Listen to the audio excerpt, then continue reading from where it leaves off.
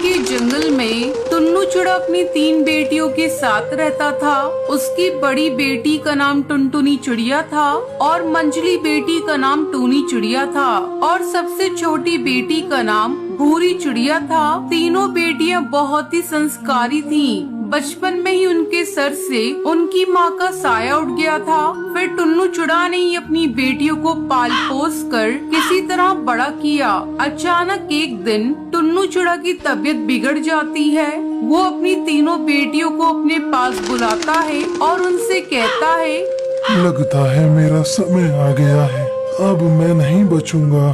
तुम लोग मेरी बातों को ध्यान से सुनो। टुनटुनी, तू बड़ी है बेटा, अपनी दोनों बहनों का ध्यान रखना। बाबा, तुम ऐसी बातें क्यों कर रहे हो? तुम्हें कुछ नहीं होगा।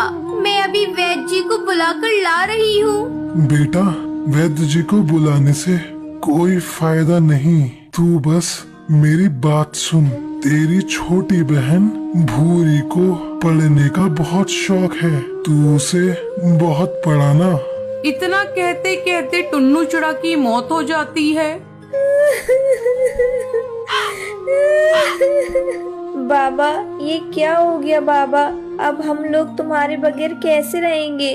तीनों बेटियां अपनी बाबा की बॉडी के पास फूट फूट कर रो रही थी। किसी तरह टुनटुनी चिड़िया अपने आप को संभालती है, फिर अपनी दोनों बहनों को समझाने लगती है। देखो टूनी और भूरी चिड़िया, तुम दोनों के इस तरह रोने से अब बाबा वापस नहीं आएंगे। अब हम लोगों को ही अपने आप को संभालना होगा। तुम लोग चिंता मत करो, तुम्हारी बड़ी बहन अभी जिंदा है। मैं तुम लोगों की देखभाल करूंगी। इस तरह कुछ दिन गुजर जाते हैं। एक दिन टुनटुनी चिड़िया काम की तलाश में जाने लगती है। तब टूनी चिड़िया उससे कहती है, दीदी, मैं भी तुम्हारे साथ चलती हूँ। हम दोनों मिलकर कुछ काम करेंगे तो ज्यादा पैसे आएंगे। टुनटुनी चिड़िया के लाख मना करने पर भी टूनी चिड़िया नहीं मानती। फिर दोनों बहनें काम की तलाश में जाने लगती है। दीदी, मैं भी चलूंगी आपके साथ। आपके बिना मैं घर में कैसे अकेली रहूंगी? फिर तीनों बहनें साथ साथ काम की तलाश में जाती हैं। काफी देर तक भटकने के बाद टुनटुनी चिड़िया को अचानक से बंटी कबूतर बहुत सारा सामान लेकर आता हुआ दिखाई देता है। टुनटुनी चिड़िया उसके पास जाती है और उससे कहती है, अरे बंटी भैया, हमारे रहते आप इतना भारी सामान लेकर क्यों जा रहे हैं? लाइए, मैं इसे आपके घर तक पहुंचा देती हूँ। जो मर्जी आए, आप मुझे मजदूरी दे दीजिएगा। बाबा के मरने के बाद हमें काम की बहुत जरूरत है।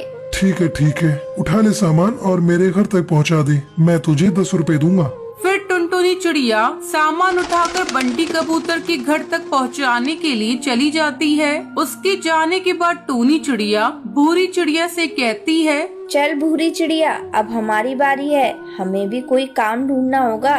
वो दोनों काम की तलाश में थोड़ा आगे जाती हैं। वहाँ एक कालू कौआ पकोड़े तल रहा था। दोनों बहनें उसकी दुकान पर पहुँचती हैं। भैया, क्या आपकी दुकान पर हम दोनों को काम मिलेगा? हमें बहुत जरूरत है काम की। हाँ, तुझे पकौड़े तलने का काम मिल जाएगा और तेरी बहन ग्राहकों के झूठे बर्तन साफ कर देगी। बदले में मैं तुम दोनों को खाने के लिए भोजन और कुछ रुपए दे दूंगा। बोल, तुझे मंजूर है? हाँ भैया, हमें मंजूर है। हम दोनों बहनें आपकी दुकान पर काम करेंगे। इस तरह टूनी चिड़िया पकोड़े तलने लगती है और भूरी चिड़िया सभी ग्राहकों के झूठे बर्तन धोने लगती है। तभी टुनटुनी चिड़िया अपनी दोनों बहनों को तलाशते हुए वहाँ पहुँच जाती है। जब वो अपनी दोनों बहनों को काम करते हुए देखती है तो उसकी आंखों में आंसू आ जाते हैं और वो उनसे कहती है, टूनी चिड़िया और भूरी चिड़िया, तुम दोनों कितनी छोटी हो और मेरा साथ कितने अच्छे से दे रही हो। अब जैसे ही हमारे पास पैसे इकट्ठे हो जाएंगे तो मैं तुम दोनों का दाखिला एक अच्छे स्कूल में करवा दूंगी। इस तरह तीनों बहनें काम करके अपना पेट पालने लगती हैं। जब उनके पास कुछ पैसे जमा हो जाते हैं तो टुनटुनी चिड़िया अपनी छोटी बहनों का नाम एक स्कूल में लिखवा देती है, क्योंकि उसे अपने बाबा का सपना पूरा करना था। अपनी छोटी बहन को स्कूल जाते देखकर टुनटुनी चिड़िया बहुत खुश होती है। इस तरह तीनों बहनें खुशी खुशी अपनी जिंदगी बिताने लगती हैं।